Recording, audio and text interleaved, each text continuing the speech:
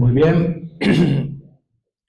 El tema que nos toca tratar en esta oportunidad es el de el remedio para las situaciones de desorden que hemos descrito anteriormente, que son generalizadas y que no se pueden superar a nivel meramente humano, o sea, no existen métodos psicoterapéuticos absolutamente eficaces y totales para sanar todas las situaciones humanas. Eso es una ilusión, es imposible, no puede existir, sobre todo considerando la actual situación de la naturaleza humana, caída en el pecado original, y en muchos otros pecados personales. Entonces, el único modo para salir de esa degradación de la naturaleza humana, de ese desorden, que es principalmente un desorden mental,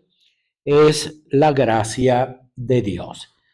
Y para explicar esto, vamos a recurrir también a la Suma de Teología de Santo Tomás y a su maestro San Agustín, en este orden especialmente, el de la gracia. En la primera sección de la segunda parte de la Suma, se trata de la necesidad de la gracia en la cuestión 109. Y, entre otras cosas, se manifiesta algo muy fundamental, que a pesar de que podemos conocer teóricamente muchas verdades sin la gracia, no podemos realizar el bien perfectamente sin la gracia. Esto es una verdad elemental en el orden de la vida humana, de la vida moral y, por tanto, de la consideración psicológica.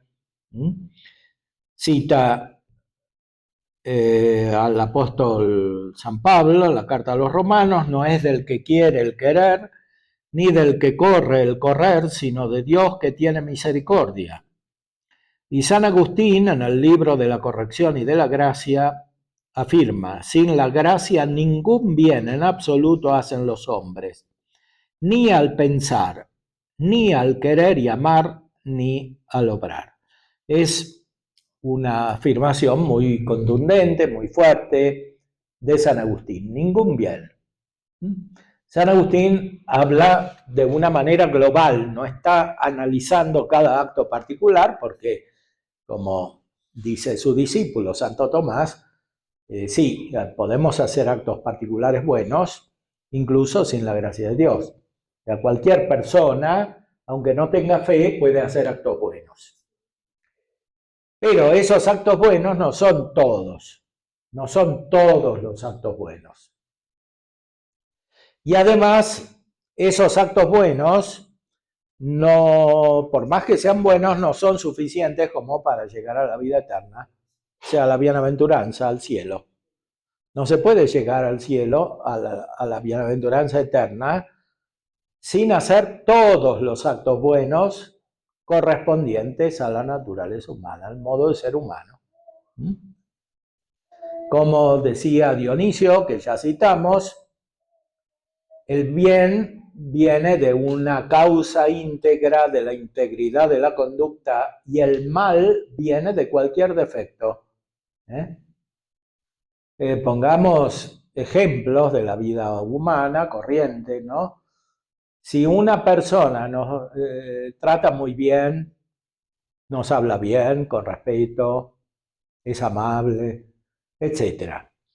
Pero resulta que a pesar de tratarnos así, nos quiere engañar en algún aspecto. Supongamos que es un comerciante muy amable, muy atento, nos trata muy bien, pero en el fondo nos quieren vender un producto deficiente o que no nos corresponde o que no queremos. Entonces hay bienes mezclados con un mal, sobre todo si hay engaño. Entonces, lo que se busca en la conducta de la persona como persona es que sea toda buena, no solo algún elemento, todo tiene que ser bueno. Eso es lo que caracteriza a la conducta humana. ¿Por qué? Porque viene de una persona. Y la persona es una totalidad, no es solamente una parte. La persona no es solamente el alma, es también el cuerpo. No es solamente su inteligencia, es también su voluntad, es también su afecto. Entonces todo tiene que ser bueno en la conducta humana, sobre todo en orden a la adquisición del fin, al logro del fin último, que es la perfección plena, la beatitud eterna, el conocimiento y el gozo de Dios. Todo tiene que ser bueno. Pues si falta algo, hay un mal en el conjunto. Bueno, de esta manera está hablando San Agustín. Los hombres no pueden ser buenos en el sentido pleno, personal y espiritual del término sin la gracia de Dios. O sea, sin que Dios restaure la naturaleza humana, la eleve, la perfeccione. ¿Por qué? Porque esta naturaleza está corrupta por el pecado original o por los pecados personales. El pecado original es general, aunque no es tan grave en el orden personal, porque ninguno lo hizo, de los que vivimos ahora, lo hizo el primer hombre. Los pecados personales son más graves personalmente porque los hace el sujeto deliberadamente, es responsable. Entonces, personalmente deterioran más los pecados personales, que mucha gente tiene. Por eso, de ninguna de las dos situaciones se puede salir sin la gracia de Dios. Recordemos además que los pecados que hacen las personas que ya habían recibido la gracia, los pecados de los cristianos son más graves que los pecados de los que no recibieron la gracia, porque son más conscientes y constituyen también una falta de fidelidad más profunda, una traición a la amistad divina. Así como el adulterio en el matrimonio es una traición, respecto de Dios, los pecados graves son una traición. El Antiguo Testamento está lleno de ejemplos del adulterio para describir la relación del pueblo elegido con Dios. Son una traición, una falta de fidelidad ¿a qué? A la amistad, porque la vida perfecta es vida de amistad, que es el resumen de todas las virtudes, ya lo sabía Aristóteles, y lo describe en la Ética, a Nicómaco. La amistad, pero la amistad perfecta, ¿qué es? La caridad. Lo primero que dice en la Suma Teológica Santo Tomás, cuando trata de la caridad es amistad. Y la amistad requiere reciprocidad, entonces no se puede ser amigo de Dios si uno traiciona a Dios, porque es desobediente.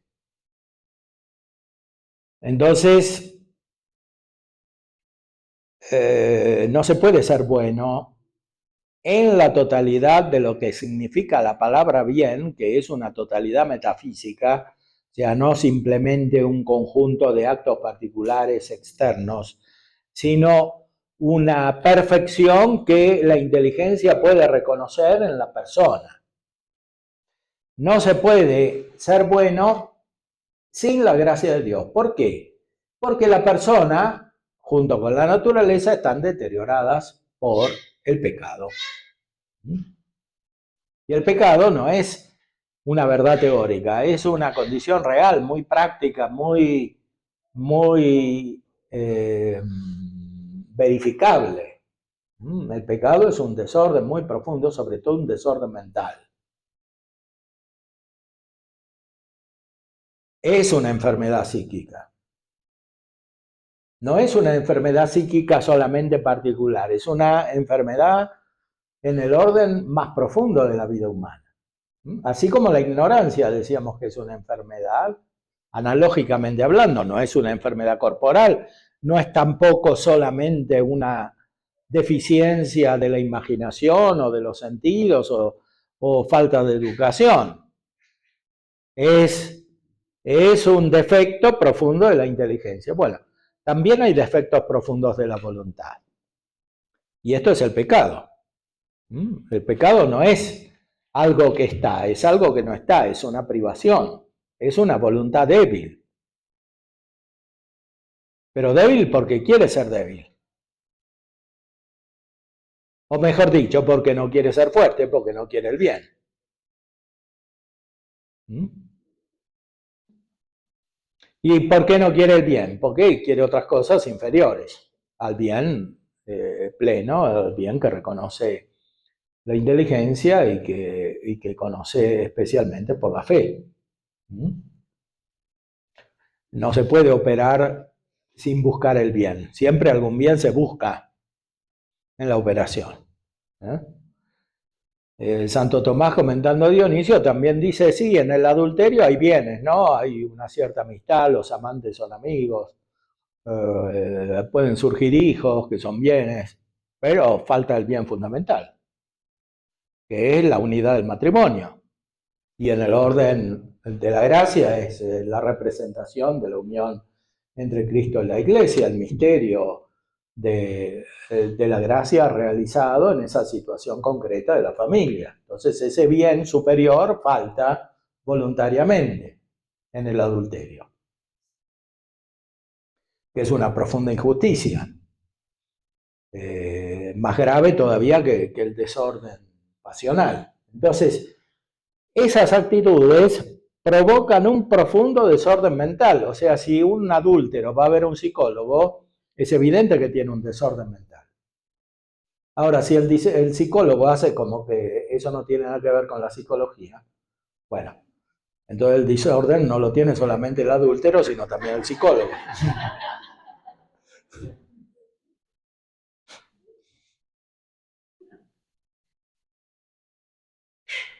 Sí, es un desorden en toda la configuración mental.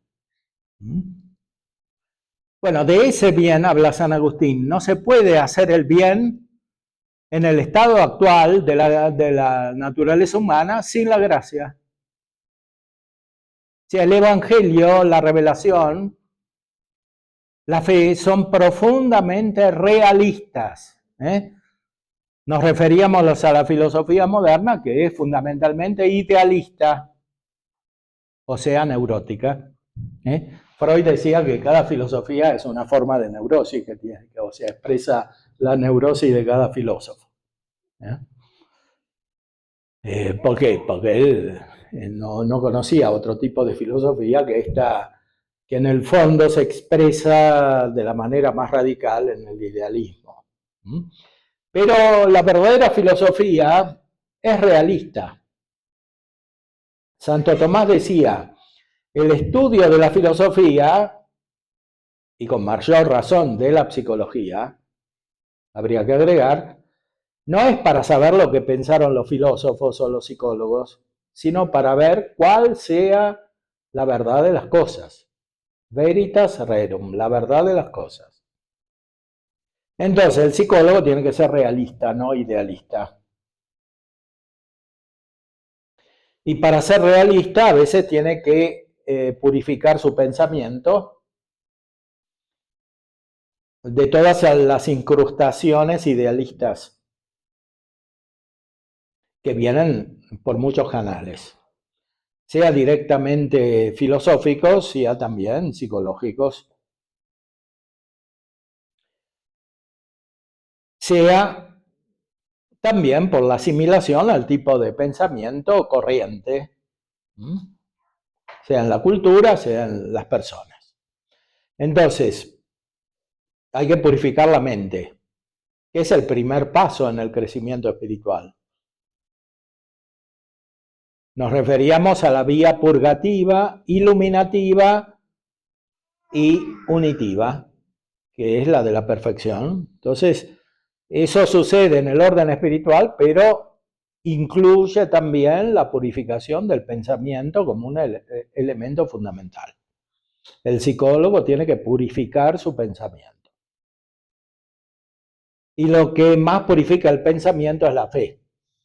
Santo Tomás dice que la fe, entre sus efectos, tiene la purificación del pensamiento, de la inteligencia.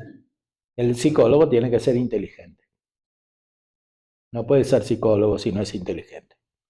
Pero para ser inteligente tiene que conocer la realidad. Porque lo primero que conoce la inteligencia es el ser, la realidad de las cosas como son. Tiene que perfeccionar su pensamiento.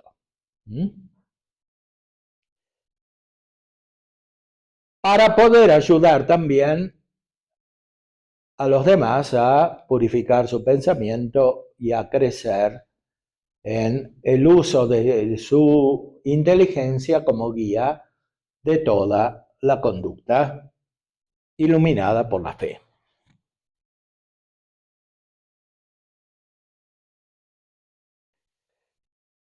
La naturaleza del hombre puede ser considerada en un doble estado, el de integridad, que es el de nuestro primer padre antes del pecado, y el de corrupción, que es el nuestro después del pecado original.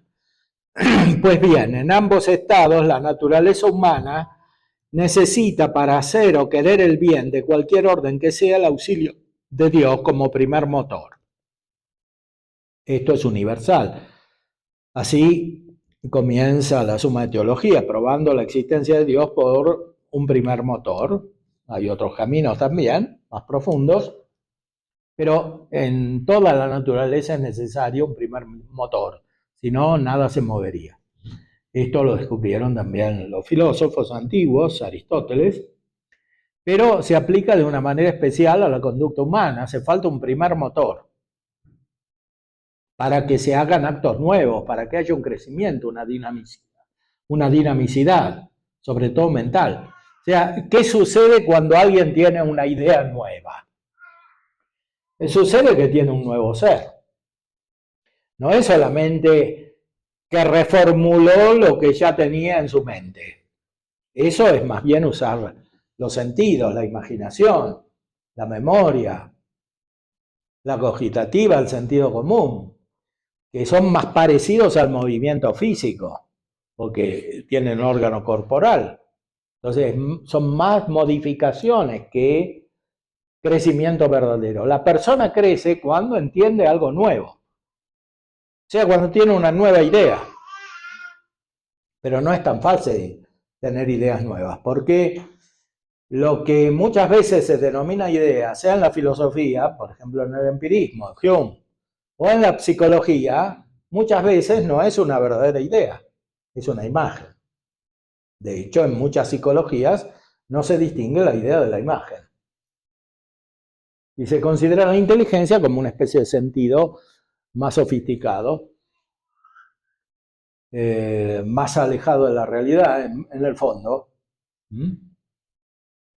No, cuando hay una verdadera idea, hay un crecimiento personal y hay algo nuevo, la persona crece, tiene algo que antes no tenía. Y lo mismo cuando se realiza un acto bueno, un acto verdaderamente bueno, la persona crece.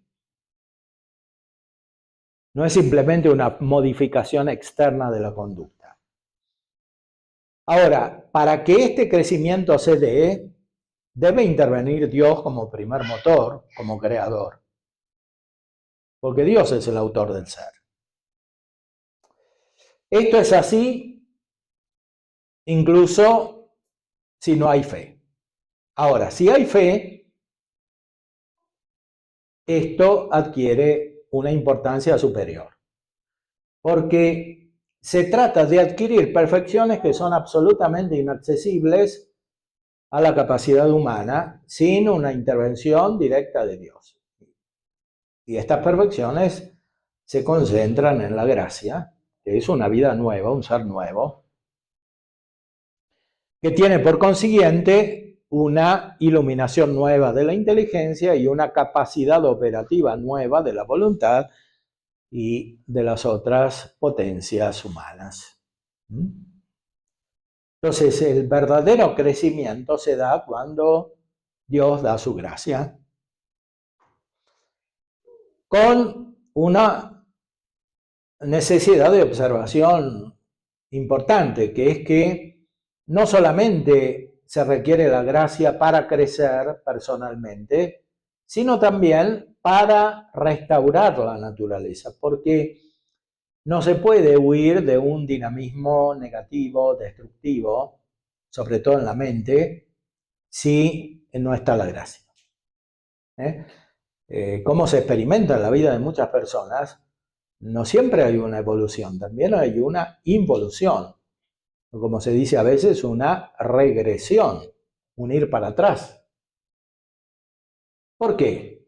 Y por lo que dice Santo Tomás, basándose sobre la observación de Aristóteles y de la experiencia, ¿no? Que cuando son buenos, los adultos son más perfectos que los jóvenes, más sabios, más santos, pero cuando son malos es al revés. O sea, los adultos pueden ser más malos que los jóvenes. ¿Por qué es esto? ¿Por qué se da así? ¿Eh? Porque si no está la gracia de Dios que restaura la naturaleza, se desencadenan todas las fuerzas negativas ayudadas por los demonios. Y el caos mental crece. Claro, como el caos es insoportable, se generan sistemas de contención que son crecientemente artificiales y se crea una duplicidad, un dinamismo, una dialéctica que es insuperable y que puede llegar a la locura. Por eso decía Adler que de la neurosis se puede pasar a la psicosis. En personas que eran normales. Ahora, ¿cómo se corta ese dinamismo negativo?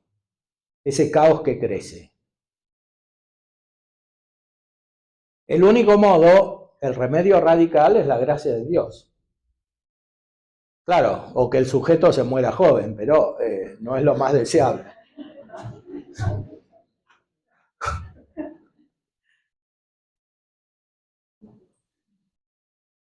Lo mejor es que reciba la gracia de Dios. ¿Mm?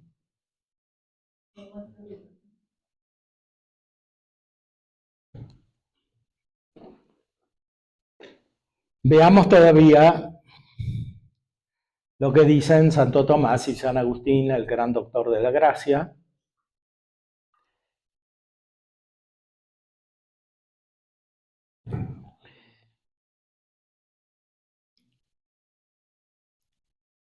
Habla de la situación de la humanidad antes del pecado original. En el estado de integridad, la capacidad de la virtud operativa del hombre era suficiente para que con sus solas fuerzas naturales pudiese querer y hacer el bien proporcionado a su naturaleza, cuál es el bien de las virtudes adquiridas, pero no el bien que sobrepasa la naturaleza, cuál es el de las virtudes infusas. En el estado de corrupción es el que corresponde a la situación de la humanidad después del pecado original. En el estado de corrupción, el hombre ya no está a la altura de lo que comporta su propia naturaleza y por eso no puede con sus solas fuerzas naturales realizar todo el bien que le corresponde. Sin embargo, la naturaleza humana no fue corrompida totalmente por el pecado hasta el punto de quedar despojada de todo bien natural.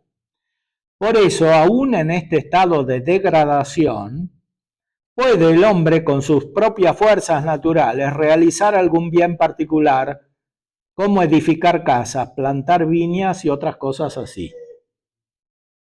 Pero no puede llevar a cabo todo el bien que le es connatural sin incurrir en alguna deficiencia.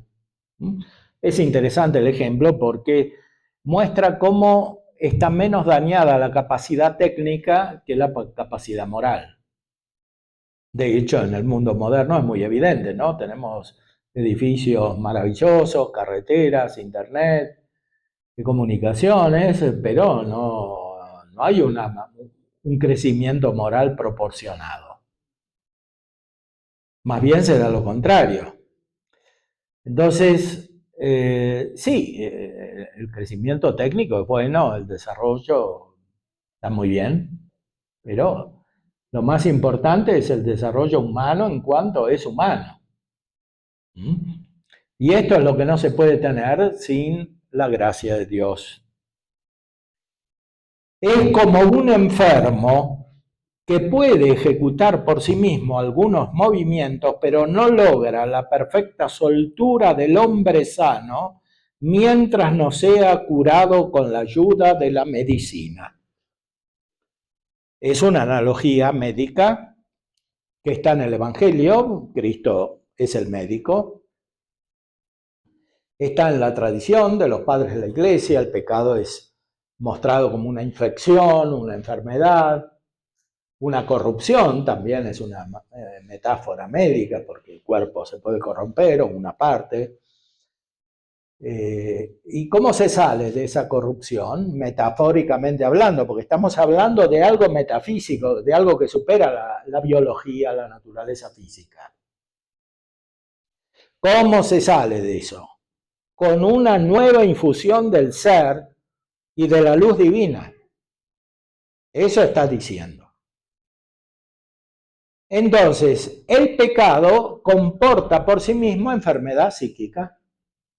Si consideramos la psique, o sea, el alma en toda su dimensión y en toda su operatividad, no solamente algún aspecto, sino el conjunto. Entonces, no se puede salir de esa enfermedad, como la llama aquí explícitamente el texto de Santo Tomás, sin la gracia de Dios. Ahora, no es Santo Tomás porque inventó una teoría propia, es Santo Tomás con San Agustín y con toda la tradición. Es el pensamiento de la Iglesia. Es la fe. Es el Evangelio, la Sagrada Escritura. Todo en la Sagrada Escritura apunta a esto. La misma encarnación del Verbo, dice San Tomás. ¿Por qué el Verbo se encarnó? Por la misericordia de Dios que quiere sanar a los hombres del pecado. Había otras posiciones que decían, bueno, el Verbo de Dios se habría asumido en la naturaleza humana, incluso sin haber habido pecado. Pero Santo Tomás es muy realista. La Sagrada Escritura dice, bueno, pero lo que conocemos es lo que Dios reveló porque la situación real es esta. O sea, no es que pensando nosotros vamos a descubrir más. Lo que más descubrimos es lo que está en la realidad. O sea que la naturaleza humana está enferma y necesita al médico divino, que es Cristo. Por eso la última referencia de la psicología es Cristo, que da su gracia como Dios en cuanto autor de la gracia y como hombre como instrumento principal de la gracia. Ahora, este instrumento que es Cristo usa muchos otros instrumentos, en primer lugar los sacramentos, la Eucaristía, el orden sagrado, y después toda la acción de los cristianos, porque toda la iglesia es sacerdotal, como decíamos antes, todo el pueblo de Dios, incluidos los psicólogos. Entonces, todos tenemos una misión que se inserta orgánicamente, jerárquicamente, en un conjunto, cuya cabeza es Cristo. Por eso no se puede separar artificialmente la actividad psicoterapéutica de la concepción verdaderamente cristiana que tiene por centro la acción de Cristo. Y esto no es ninguna disminución, eso es tener complejo de inferioridad, pensar que nos van a ver mal los otros psicólogos que quieren separar totalmente la fe de la actividad psicoterapéutica y profesional, porque en el fondo no tienen fe y porque piensan que la fe es una cosa para gente inferior, sentimental. Como dice San Ignacio, hay que obrar en sentido contrario a la tentación. Si ellos piensan así, hay que hablar más claramente en sentido contrario. Es decir, anunciar con más claridad la verdad, desarrollarlo, por supuesto, con responsabilidad y con racionalidad. Porque justamente lo que queremos demostrar es que no se trata de ningún sentimentalismo, sino de un realismo más profundo, de un ejercicio más profundo de la razón iluminada por la fe. Sigamos con algunas observaciones de Santo Tomás y de San Agustín.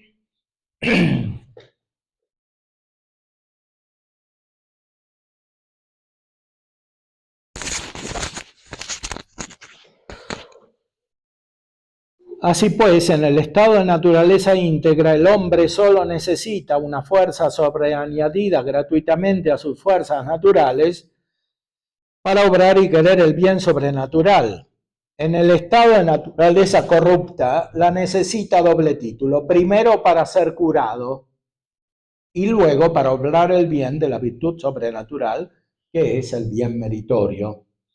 Además, en ambos estados necesita el hombre un auxilio divino que le impulse a obrar, al bien obrar.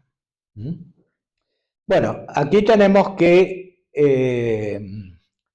eliminar un prejuicio que a veces se presenta, y es que algunos dicen, bueno, la gracia supone la naturaleza, entonces primero tenemos que curar psicológicamente para que después actúe la gracia.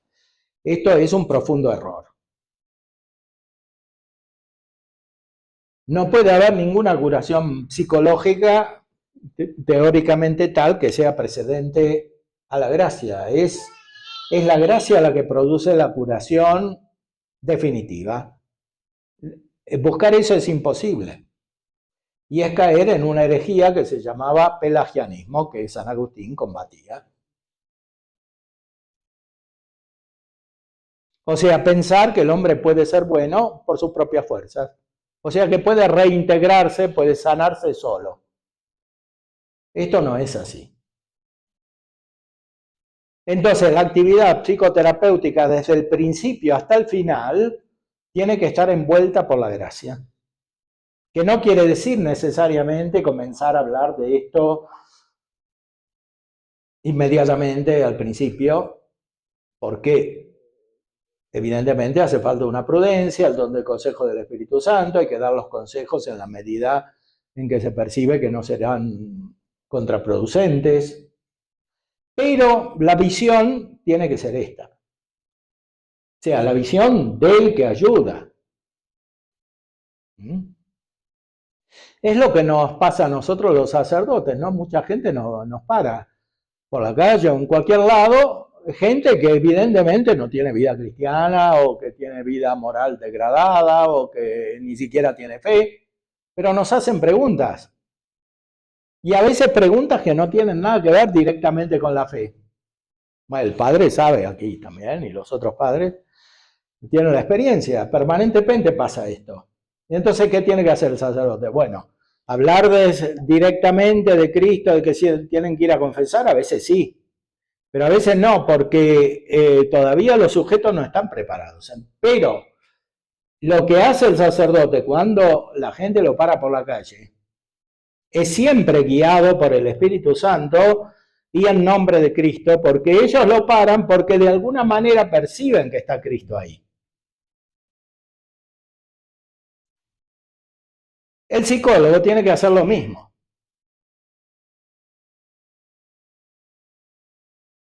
Porque el psicólogo católico que está en la iglesia tiene una misión que participa a su modo, según la misión de los laicos, de ese ministerio sacerdotal único y fontal de Jesucristo nuestro Señor. Entonces tiene que mirar así, con una mirada sobrenatural al paciente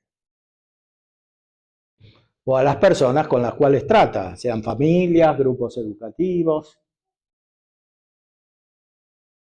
o de cualquier naturaleza.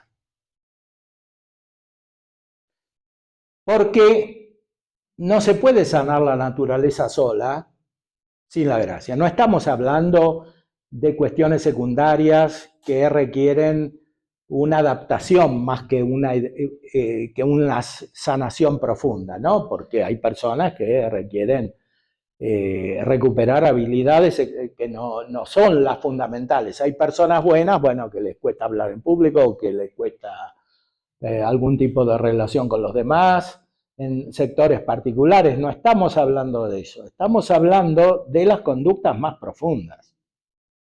que son las que verdaderamente producen el desorden mental y la enfermedad psíquica.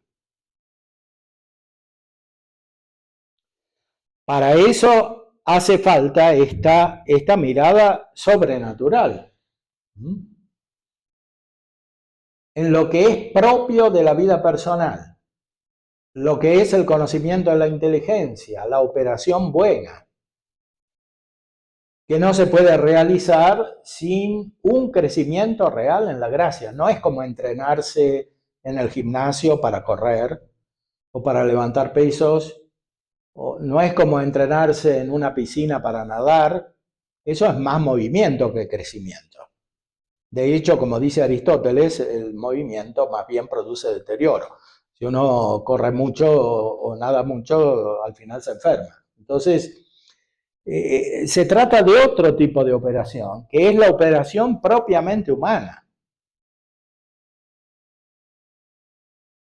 Es aquí donde tiene que intervenir el psicólogo bien centrado en su visión filosófica y teológica, auxiliado por el Espíritu Santo insertado en la misión de Cristo.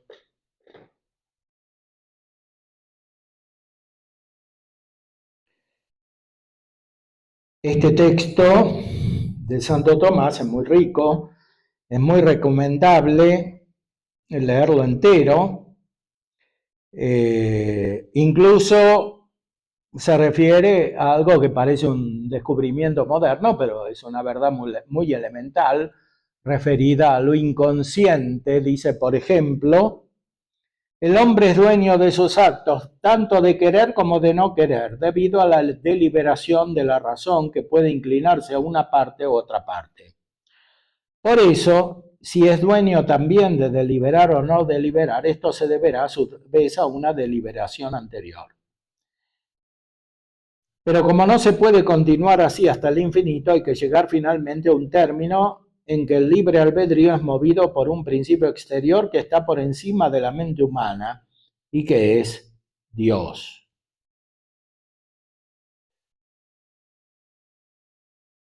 La mente humana siempre tiene que ser movida por Dios, sobre todo en el orden práctico del cual se está tratando aquí también, y más incluso en el teórico,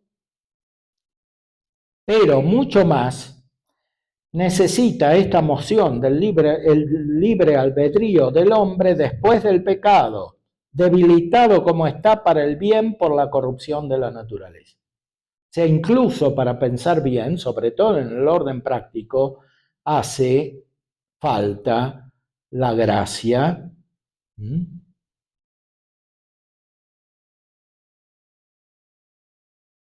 Y mucho más cuando incurre en pecados personales. ¿Qué produce el pecado? Un triple daño: la mancha, el deterioro de la bondad natural y el reato de la pena, o sea, la necesidad de cumplir una pena para restablecer la justicia. Incurre en la mancha porque es privado de la belleza de la gracia por la deformidad del pecado. Y esto es observable por parte de los demás. A veces cuando hay pecado, la persona no solo es vista como fea, privada de la belleza divina, sino que ella misma se considera fea. Por eso dice Santo Tomás que los que están en pecado no quieren entrar dentro de sí mismos. San Agustín decía en el libro sobre la verdadera religión: entra dentro de ti mismo, en el hombre interior habita la verdad. Bueno, los malos no pueden entrar dentro de sí mismos porque encuentran cosas malas y no quieren. Y por eso van perdiendo progresivamente la conciencia. Porque no quieren volver sobre sí. Ahora, sin conciencia no hay inteligencia.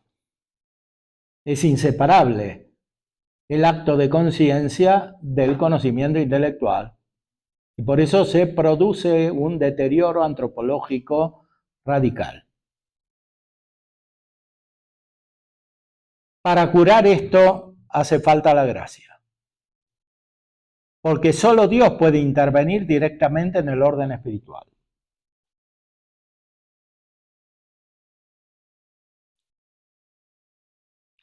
Se deteriora la bondad de su naturaleza porque ésta cae en el desorden al no someterse su voluntad a la de Dios, ya que si falta esta sumisión, toda la naturaleza del hombre que peca queda desordenada. Finalmente, el reato de pena sobreviene porque el hombre al pecar mortalmente se hace merecedor de la condenación eterna. Es manifiesto que cada uno de estos tres males no puede ser reparado sino por la acción de Dios. En primer lugar, la belleza de la gracia proviene de la luz de la iluminación divina y no puede recuperarse más que si Dios ilumina de nuevo al alma. O sea, la persona que no tiene la gracia está en una profunda oscuridad, muy profunda oscuridad, en un desorden, en un misterio negativo, no misterio por excelencia de luz, sino misterio por defecto de luz, porque hay caos, no hay orden. La perfección, el ser es inseparable del orden, de la recta distribución de las partes, que es lo contrario de la belleza. La belleza es armonía, luz y armonía, consonancia, relación adecuada.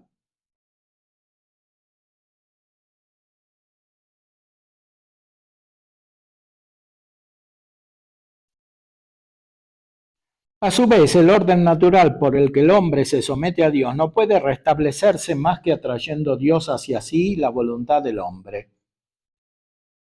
En tercer lugar, el reato de la pena eterna no puede ser perdonado sino por Dios, ya que contra él se cometió la ofensa y él es el juez de los hombres. Por consiguiente, para que el hombre resurja del pecado, se requiere el auxilio de la gracia, como don habitual y como misión, como moción interior divina. Uno que está en gracia, ¿puede evitar el pecado sin la gracia? No, necesita nueva gracia. Por eso hay que crecer en la gracia.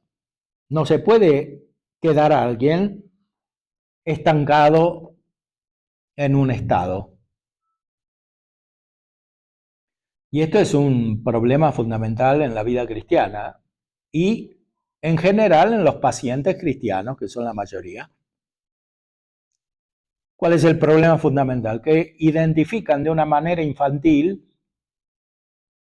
la vida cristiana con el cumplimiento de algunos actos externos, como algunas oraciones y recibir algunos sacramentos, si es que los reciben, y por lo demás separan la vida de estos actos. Y en cambio la vida es un continuo, es un ser que crece en la persona humana. Es un crecimiento en la gracia, el único crecimiento que garantiza la armonía en todos los otros desarrollos interiores, sobre todo intelectuales, que pueda haber en una persona.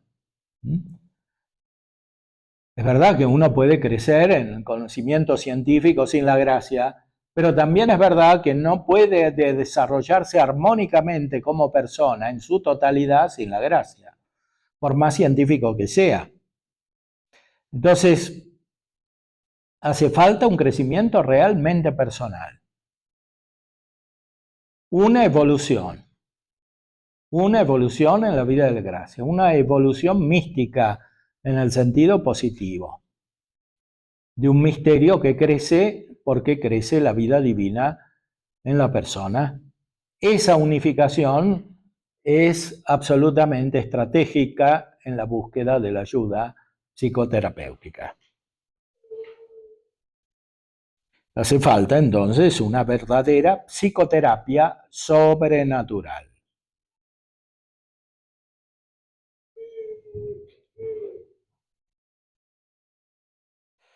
¿Por qué hace falta crecer en la gracia?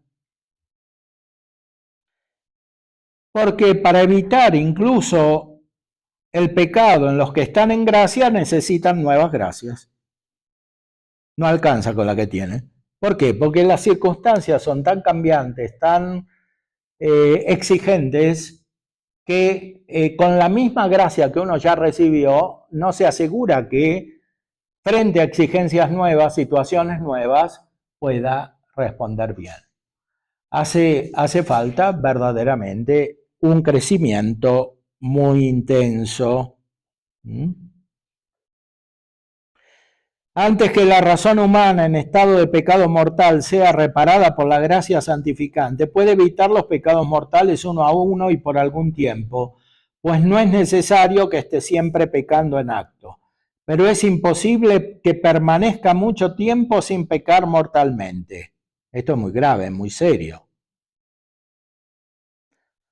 O sea, si una persona no tiene la gracia, no puede evitar los pecados graves, desórdenes graves, contra la naturaleza humana y por tanto contra sí mismo y contra el prójimo. Y contra Dios, por supuesto. El pecado que no es borrado enseguida mediante la penitencia por su propio peso conduce a otro pecado, o sea, se inicia una cadena negativa de la cual no se puede salir. La persona se hunde en un pozo cada vez más profundo. La causa es que así como el apetito inferior debe estar sometido a la razón a su vez debe estar sometida a Dios, en quien ha de poner el fin de sus apetencias. Pues los actos humanos deben ser regulados por el fin, al igual que los movimientos del apetito inferior tienen que ser guiados por el juicio de la razón.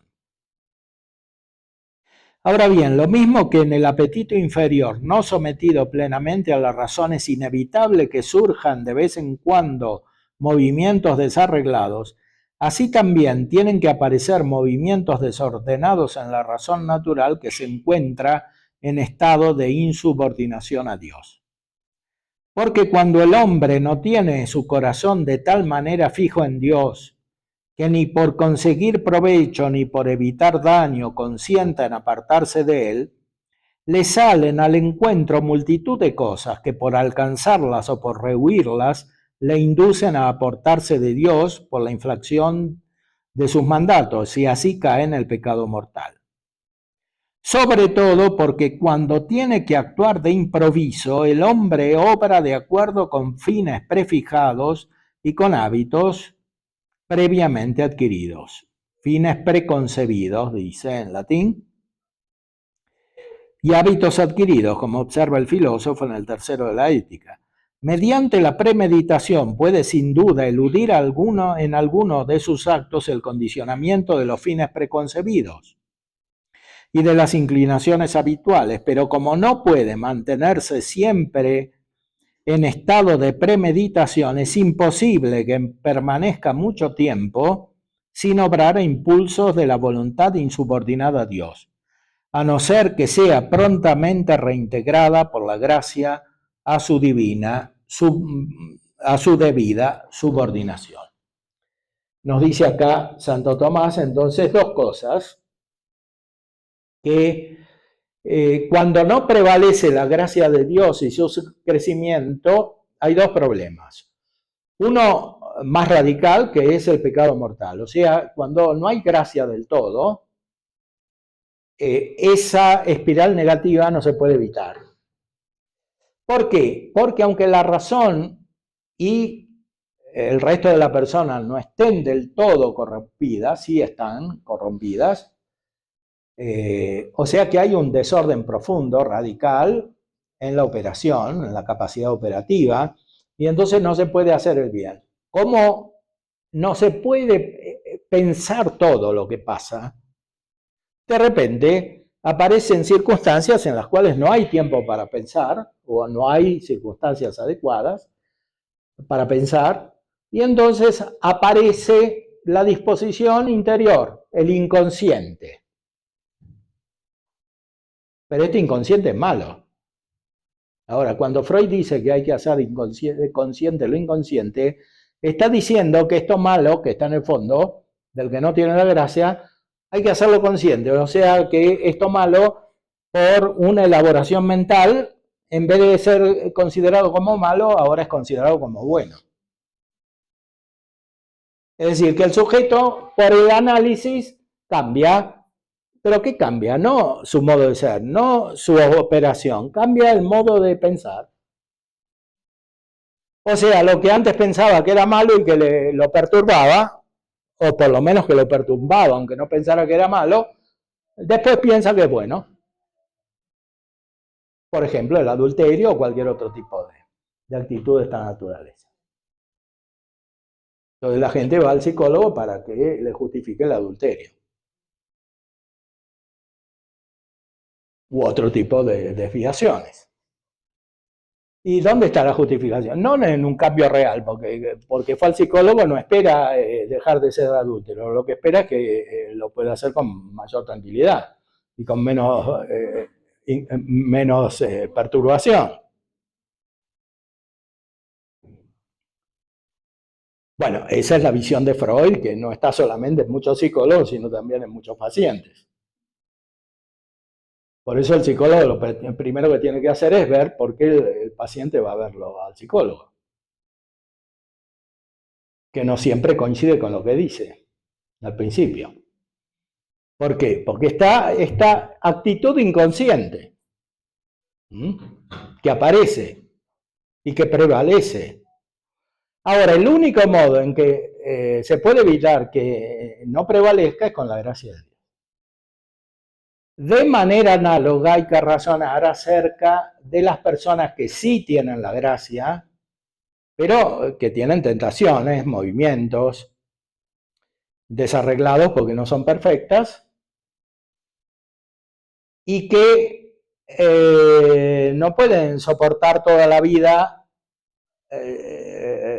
luchando con las fuerzas que tienen, necesitan crecer en la gracia para evitar desórdenes más profundos que son catástrofes en este tipo de personas, sobre todo porque son pasajes muy bruscos de la gracia al pecado que pueden desestabilizarlas muy profundamente, producir no solo neurosis, sino también psicosis. Pues me parece bien que abramos el espacio a preguntas, padre. Muy bien. Además, una anotación. El padre es un experto en Hegel. Su tesis en filosofía fue una crítica a Hegel. Y Hegel es el culmen de la mentira de la modernidad. O sea, del racionalismo llevado al extremo, incluso diabólico. Porque como él bien sabe, y lo ha estudiado muy a fondo a Freud, y les dije yo a ustedes ayer, lo peor de la filosofía moderna está en Freud, con algunas intuiciones y capacidades sin duda que las tenía, un tipo muy inteligente, pero puso al servicio de algo perverso su inteligencia, aunque hay elementos que pueden ayudarle. Les dije, nada hay perfectamente malo más que el infierno y el demonio, y los demonios, que ya no tienen perdón de Dios. Por su propia perfección, al haber elegido una sola vez tan conscientemente y tan libremente más que nosotros, son seres más perfectos, se condenaron para siempre. Y nada hay tan bueno, solo Dios, dice Jesús. ¿Por qué me llamas bueno? ¿Porque sí ves a Dios en mí? ¿O solo me ves un maestro, un rabí muy inteligente? ¿Me ves a Dios en mí? Le dice Jesús. Entonces, el padre es experto en Hegel, y él conoce perfectamente los errores y a qué consecuencias pueden llevar los errores de la filosofía moderna, el separarse del realismo, de la filosofía aristotélico-tomista. De tal manera que Hegel llega a decir que en el fondo, a través de su dialéctica, el ser puede convertirse en no ser, y el no ser en el ser, el bien en el mal, y el mal en el bien. Por eso dice el padre, ¿verdad? Ahora que explicaba al final de su exposición, ¿no? Al fin de cuentas, al final, si Freud dice que por hacer consciente eso que tienes en tu interior, aunque sea algo mal y culpable, de quitar la culpa, de culpar a los demás, Ya solo por hacerlo consciente lo haces bien, estás liberado. ¿Y el pecado entonces dónde queda? Es una mentira sobre el pecado. Es un sistema diabólico porque te está haciendo creer que solo por ser consciente de lo que antes era inconsciente o subconsciente, ya es un bien. Porque eres dueño de tu pasado. ¿Quién te dijo que solo por ser dueño de tu pasado y por ser consciente de tu pasado ya superaste lo que es un mal? Claro, él no era religioso, él era materialista, no creía en Dios, ¿no? Por lo tanto, aunque acepte que la religión es necesaria, por lo tanto, es algo realmente más allá de un error filosófico, antropológico. Como el padre explica también en muchos de sus textos, aquí hay una influencia demoníaca en una manera de pensar a la persona y su profundidad totalmente equivocada. Y que el demonio utiliza estas grandes mentes en sus falsas antropologías filosóficas y teológicas para hacernos creer que el pecado no existe. Por lo tanto, si no hay pecado, no hay Dios, porque el pecado es ofensa, como bien el padre decía hace rato, principalmente es ofensa a Dios. También es ofensa a tu propia dignidad, es ofensa a los demás y a la comunidad, y a los católicos, es ofensa a la iglesia. Tu pecado disminuye la gracia y la santidad de la iglesia. Nuestro esfuerzo por vencerlo, ¿verdad?, aumenta la gracia y la santidad de la iglesia, porque somos un cuerpo, somos comunidad.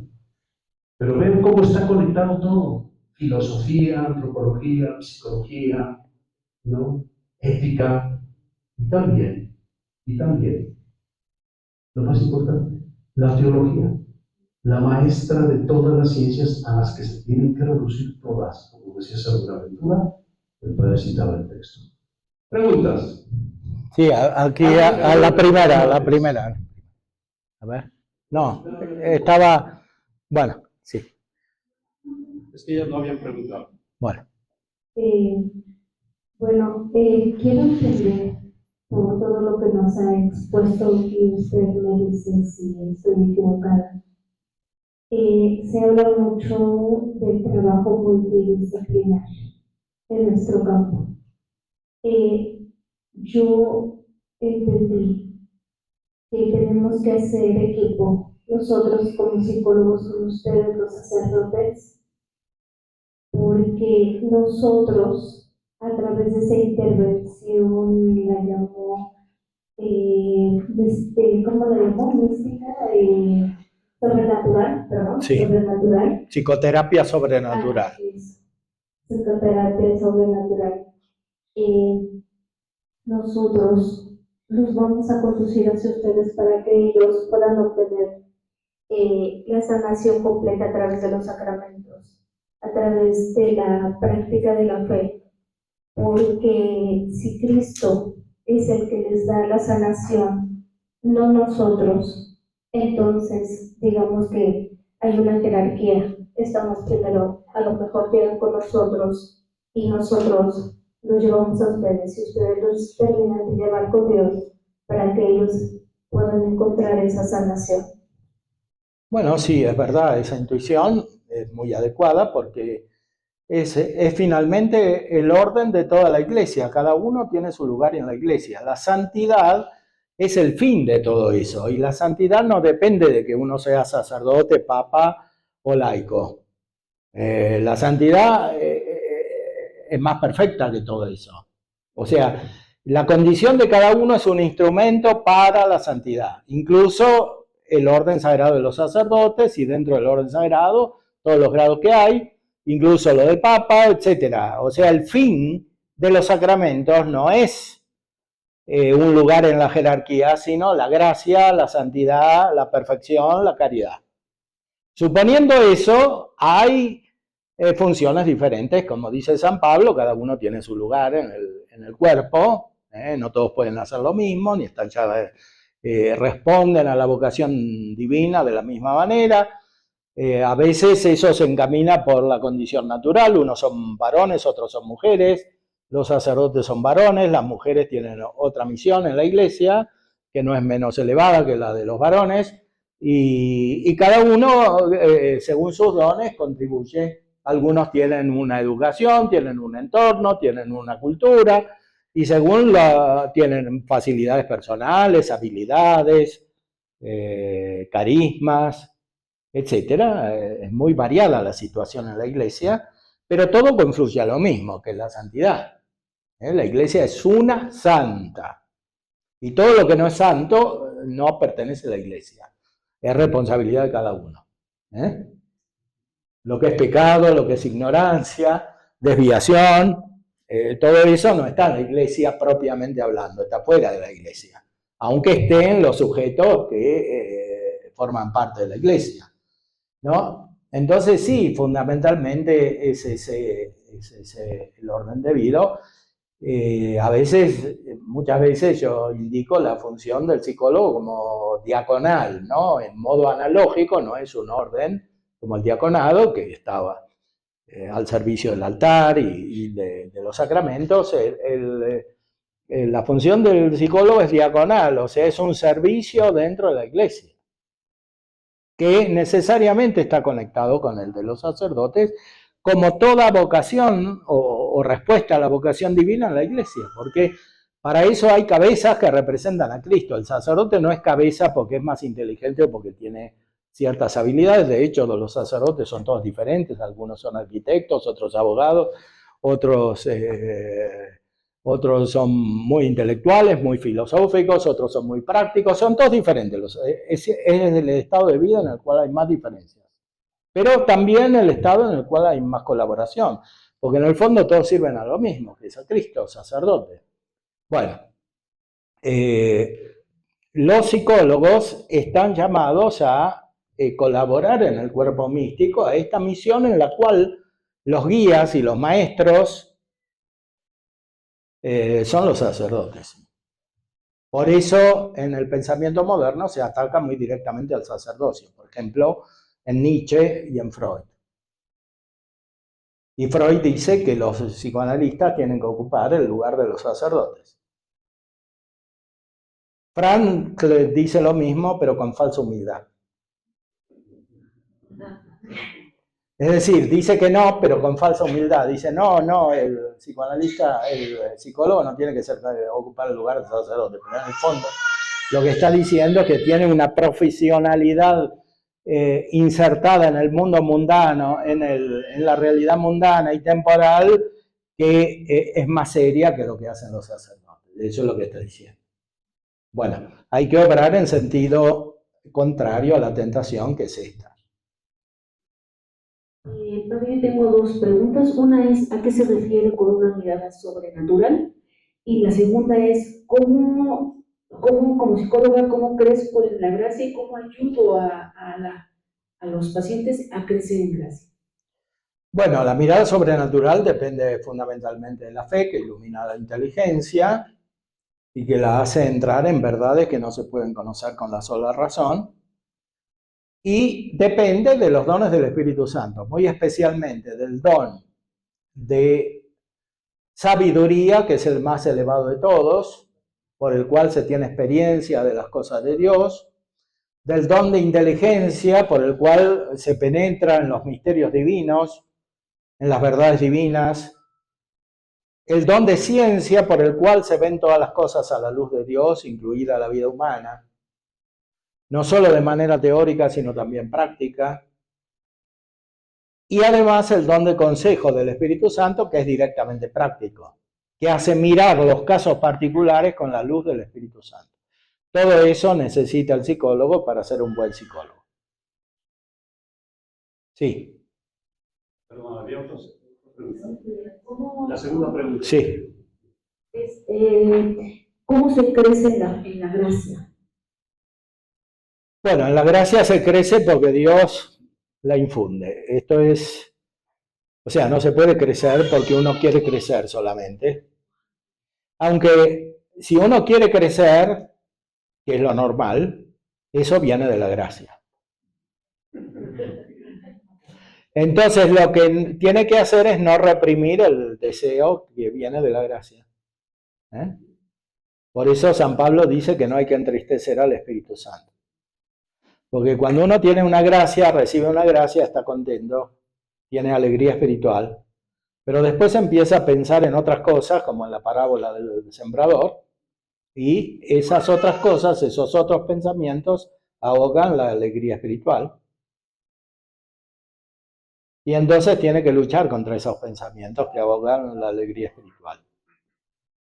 Y dejarse guiar por el crecimiento de la alegría espiritual, que es obligatorio. San Pablo dice, alegraos en el Señor, lo repito, alegraos en el Señor, en la carta a los Filipenses. O sea, es esencial en la vida cristiana ese gozo. No hay que reprimir el gozo espiritual, que es entristecer al Espíritu Santo. O sea, el Espíritu Santo que está presente en nosotros cuando nos hace tener ese gozo espiritual. Y por eso el psicólogo tiene que ser profundamente contemplativo. Tiene que estar en unión con Dios. Y crecer en la contemplación y ver en todo a Dios. Sí. Entre comentario y pregunta, sabemos que el sacramento de la unción de los enfermos, pues por mucho tiempo hasta se llamaba extrema unción, ya cuando te estás muriendo. Y ya con el Concilio Vaticano II, pues cambia un poquito la visión también para los que van a ser operados, cuando hay vejez, y enlazando esta parte también de la enfermedad y la gracia. En algunas fórmulas o de las oraciones que hacemos en la unción de los enfermos habla de para que le devuelvan la salud del cuerpo y alma. Estaba leyendo el ritual de los enfermos y pues prácticamente se centra en enfermedad física, aunque también en las mismas oraciones decimos para que le devuelvan la salud emocional. Esta duda se la llevé a un padre encargado de liturgia en la diócesis de Monterrey y le preguntaba yo que si era válido, si se podía administrar la unción de los enfermos a pacientes que estuvieran yendo con algún psicólogo para alguna enfermedad mental considerable, alguna esquizofrenia, bipolaridad, alguna depresión que sea muy prolongada. Y este padre me decía, hay que contemplar que cuando se escribió el ritual de los enfermos, cuando se editó allá por los 70s, la ciencia de la psicología todavía no estaba como que muy contemplada en la parte de la iglesia, así en esta fórmula, y por eso solamente se quedaba en la parte de enfermedades corporales. Y desde su experiencia decía, bueno, pues tal vez si pudiéramos utilizar este sacramento, si pudiéramos administrar este sacramento en ciertas condiciones de enfermedades mentales. Lo empezamos a aplicar con algunos pacientes ahí en el departamento que tenemos de salud familiar y pues tenemos el testimonio de 2, 3 psicólogos que nos decían que después de estar llevando el acompañamiento con los pacientes, iban a esta misa de unción de los enfermos y empezaron a ver que la mejoría pues era un poco más, crecía pues. Obviamente no es sustituir sacramento de unción de los enfermos con la terapia psicológica, pero era como este enlace de decir, pues es un sacramento, se derrama gracia, estamos viendo que hay una enfermedad mental y estamos viendo la parte de la salud del alma. De todo esto, desde su experiencia, ¿es válido o no es válido? ¿Hasta qué punto pudiéramos caer en un abuso? Bueno, la resolución de este problema es teológica. Y la teología tiene como fuente la Sagrada Escritura, en este caso la Carta de Santiago, que habla de la enfermedad, y la tradición, que son inseparables. Entonces, no puede haber una evolución de la doctrina de los sacramentos que se separe de la Escritura y de la tradición.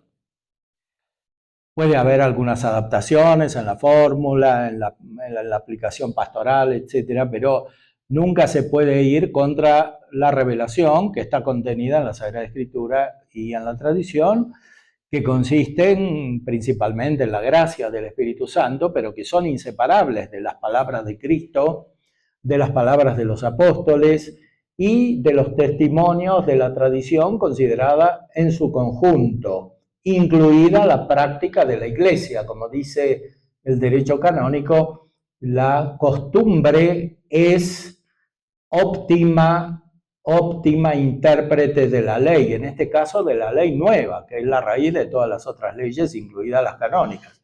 Entonces, ¿cuál es la costumbre? Y la costumbre es que hay que distinguir cuidadosamente la finalidad de los sacramentos. ¿Para qué está la Eucaristía? La Eucaristía no está directamente para perdonar los pecados, sino para hacer crecer en la gracia a los que ya se les han perdonado los pecados por el bautismo y por la reconciliación. Por ejemplo, sería un abuso muy claro dar la unción de los enfermos a personas que no han recibido la confesión.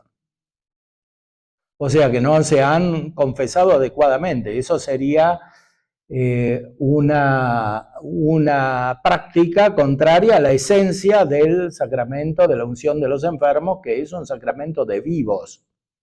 O sea, que supone la gracia de Dios para purificar las reliquias del pecado y para perdonar pecados que no son conscientes, porque uno puede haberse olvidado de un pecado que hizo, pues no lo tiene, por tanto no es voluntario, no lo quiere hacer, pero tiene consecuencias en su mente, y la unción de los enfermos lo purifica de eso. En cuanto al nombre, sí, no es que cambió de nombre, la unción de los enfermos se sigue llamando extrema unción, pero no solamente extrema unción, es unción. ¿Y qué es lo determinante? Que el sujeto esté en peligro de muerte. Entonces, en el caso de una enfermedad psíquica que pudiese comportar un peligro de muerte, porque podría haber casos de personas que estén en gracia de Dios, pero que tengan movimientos suicidas incontrolables, se podría estudiar un tipo de aplicación, con mucho cuidado en el discernimiento teológico. Pero no se podría extender universalmente, porque se estaría reemplazando un sacramento por otro, porque lo que la mayoría de las personas necesita no es la unción de los enfermos, sino la confesión. Porque la confesión va directamente a la raíz de los problemas, que está en la voluntad. Porque es un sacramento directamente ordenado a producir la gracia en los sujetos. Entonces, si una persona no se quiere confesar, ciertamente no puede recibir la unción de los enfermos. A ver. Creo que mi pregunta va un poco relacionada a lo que mencionó el padre. Pero, por ejemplo, en el tema de la oración de sanación interior o la oración de liberación, es decir, mi pregunta es si esto puede ser como una preparación para hacer un trabajo psicoterapéutico católico, es decir, que primero haya una oración de sanación, o como si pudiera ir de la mano ambas cosas, para que el paciente sea consciente, pues precisamente de la salud, pues espiritual, no de la psique.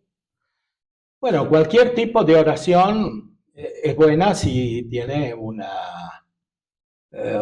gracia detrás, es decir, si es sobrenatural. Si es solamente un método terapéutico en sentido psicológico, no, porque entonces es incurrir en el defecto que denunciamos anteriormente, de pensar que primero hay que arreglar la naturaleza para que después actúe la gracia. Esto no es posible. O sea, es la gracia la que restaura la naturaleza. Entonces no se puede hacer un tipo de oración preparatoria como si fuera un remedio natural para que después actúe la gracia. No. O sea, tiene que ser verdadera oración dirigida a Dios, y en la cual el sujeto por el cual se ora participe, porque si no es ineficaz. O sea, todos los días oramos por las personas de todo el mundo, pero no todos cambian, porque se requiere también la participación del sujeto que recibe la gracia. Entonces, y tampoco hay que reducir la liberación simplemente a una especie de exorcismo que libera de una posesión diabólica, porque no es siempre cuestión de posesión diabólica, ni son tampoco los casos más graves. Los casos más graves son cuando la voluntad está desordenada porque el sujeto quiere. Claro, el demonio lo ayuda, pero porque el sujeto quiere, o sea, porque no quiere cambiar. Esos son los problemas principales, y ahí no hay oración de liberación que valga si el sujeto no participa, es decir, si él no quiere.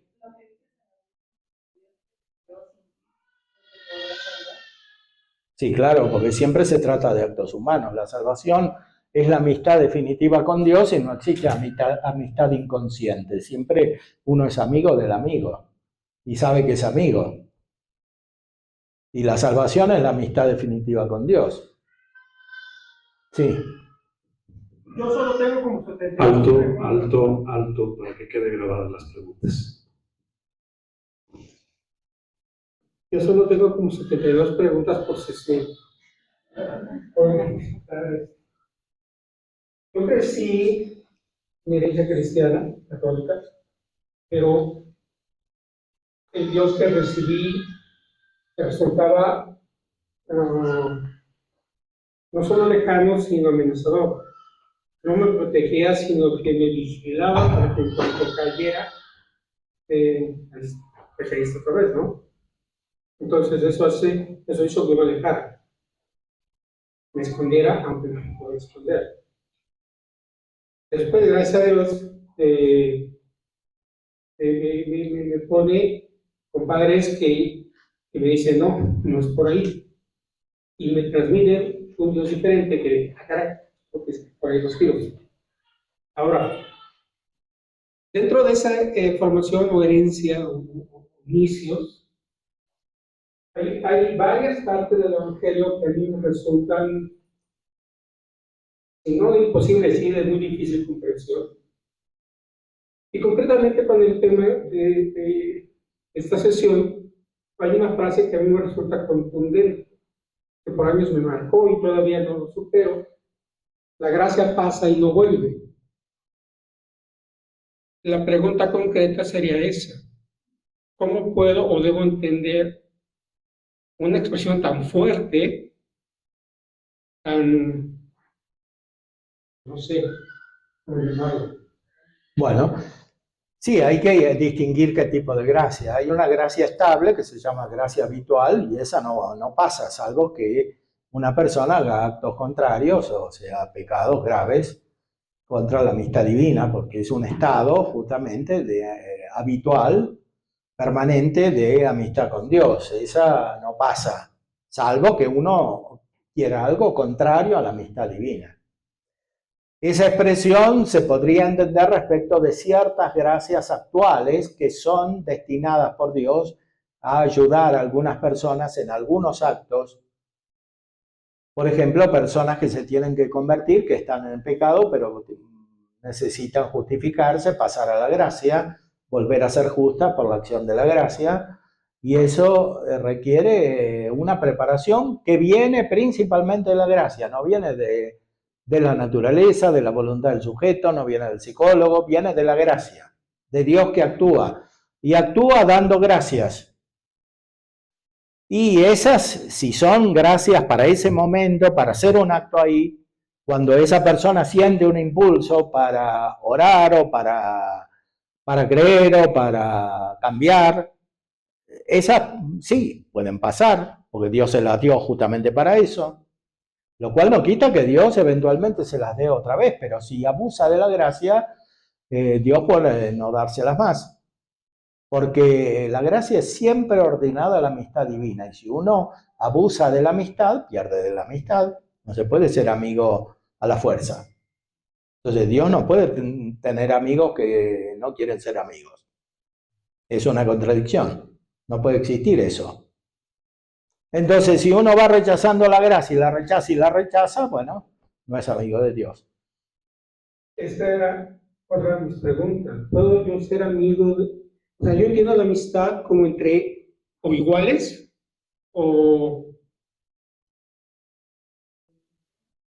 Sí, en una cuestión horizontal, pero no me siento capaz de ser amigo en una opción vertical. Es decir, no logro entender, y perdónenme, ¿cómo puedo yo ser amigo de Dios? Porque si con los santos, hay un santo en particular que quiero mucho, que es San Francisco de Asís, decía que no ha hecho nada, porque es necesario empezar a trabajar, porque si no, perdemos el tiempo. ¿Cómo puedo yo ser amigo de alguien? Bueno, ese es el mensaje, la novedad absoluta del Evangelio. Vosotros sois mis amigos y hacéis lo que yo os mando. O sea, Cristo los dice, ustedes son mis amigos. Pero si hacen lo que yo les digo, porque claro, hay una disparidad, entonces no se puede ser amigo de un superior que sabe todo y yo pretender que sé más que él. Eso no es amistad. Pero está en el centro del Evangelio la amistad, está explícito, son las palabras del Evangelio. Y no una vez, muchas veces. Es el centro, la caridad es amistad. Y el centro de la ley nueva del Evangelio es la caridad. Y eso es lo que tienen que entender las personas para que se sanen. Bueno, para terminar, para nada más, el padre Alfonso nos comentaba en la capilla una charla que tuvo con una de las personas que están haciendo allá, y decía, bueno, ya que encuentras un equilibrio o o no sé qué están haciendo, conciencia, ¿a qué o a quién encuentras o compartes o llegas? Aquí mi pregunta concreta es, yo me siento muy privilegiado porque creo en Dios, o sea, tengo fe, es un don maravilloso para mí. Los psicólogos que no son católicos, ¿a qué le apuestan entonces? ¿A qué le apuntan? Bueno, apuntan a lo que pueden.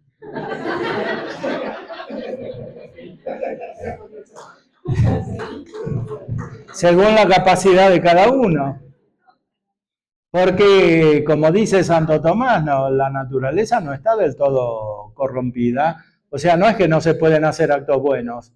Así como podemos ayudar a un pobre o una persona que está en dificultad o un enfermo, también los psicólogos pueden ayudar porque tienen naturaleza humana y pueden tener algunas virtudes.